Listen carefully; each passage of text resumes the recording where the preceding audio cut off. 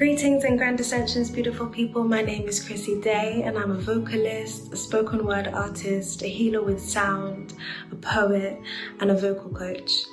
So today I kind of want to get into my practice and what it is that I do to maintain my routine and the kind of aspects that go into my routine, as well as who inspires me, what inspires my creative practice, and just how to maintain myself as a creative. So part of my creative practice would be vocal warm-ups. I do this every morning and every evening, about 10 to 15 minutes in the morning and 10 to 15 minutes in the evening before I go to bed. So essentially, the reason I do this is because in the morning, you're kind of preparing the voice for whatever it is that you're doing during that day. You know, whether it be you're constantly communicating with people due to work, or you might be shouting at somebody, or may need to raise your voice, or may need to sing that day.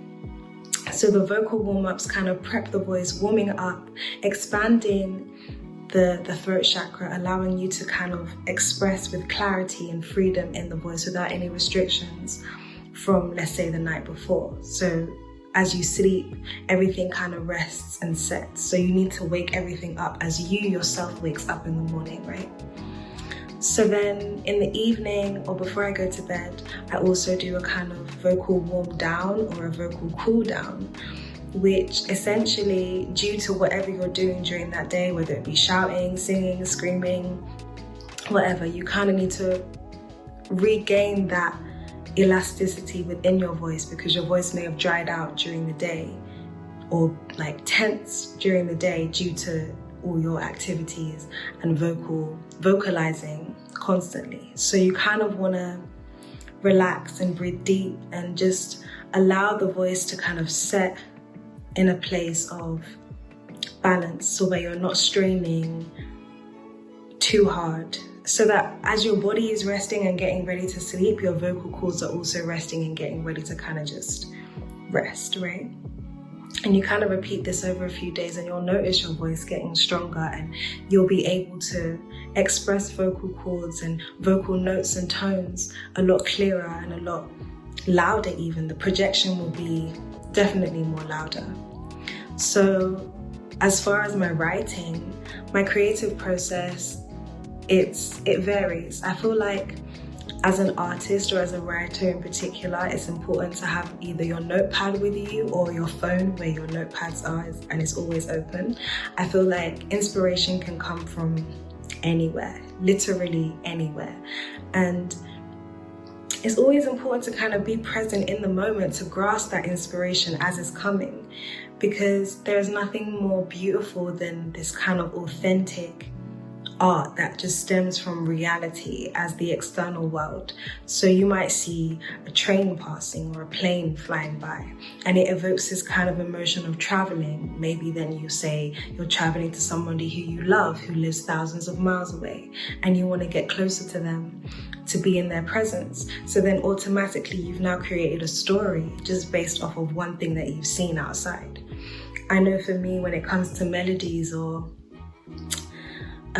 even just writing like vocal tones or kind of getting together this melodic energy within a song, it can literally come from even just listening to a car engine, and I might just be humming along to the car engine and somehow have created a melody or a sound or a piece of artwork that all started from me just simply hearing a car engine. I feel like it's important to never shut off from even monotone sounds or sounds that you may take for granted during the day, like a car beeping or a train passing by or people talking on the street or keys jangling in somebody's hands. Like it's important to identify these sounds and kind of, but also then take away the identity and just hear it as music in your ears. And you'll find that you'll be able to express more freely and be able to create more different types of artwork that is linked to the environment around you, but also linked to the self within, right? In addition to that, I gather inspiration from numerous artists, like a number of artists, so many artists, ranging from Audrey Hepburn, Frank Sinatra, Sizzla, James Brown, Dennis Brown, Chris Brown, Harry Lennox, Frank Ocean, Janae Aiko, Mariah Carey, Michael Jackson. Like, the list literally goes on. And I think the reason why these artists speak to me so much and I'm able to grasp different aspects of these artists and kind of incorporate into my own artwork is because these artists represent timeless music. And I think one thing about me as an artist is I want to evoke timeless music constantly.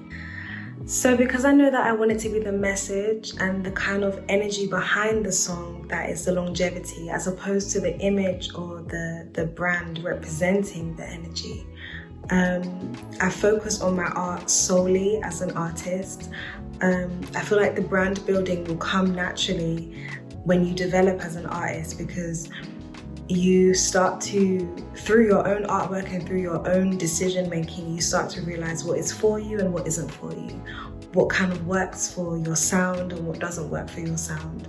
And through this you will end up building your brand, because incorporating things that you like in general outside of music as well as within the music, it kind of all comes together as one package of creativity as an artist, as opposed to separating the brand from the artist and focusing meticulously on the brand and then neglecting the art, or focusing meticulously on the art and then neglecting the self. Because essentially your brand is just an incorporation of all the aspects of the self that makes you a unique artist, right? So I think for me, I focus more so on expressing myself through my music and then expressing myself through just general spoken words in order to kind of create this handheld unity between my brand and myself as a person, as well as my art as a whole. So yeah, I hope you enjoyed. I hope that kind of gave you an insight on who I am as an artist and what I represent, and yeah, enjoy.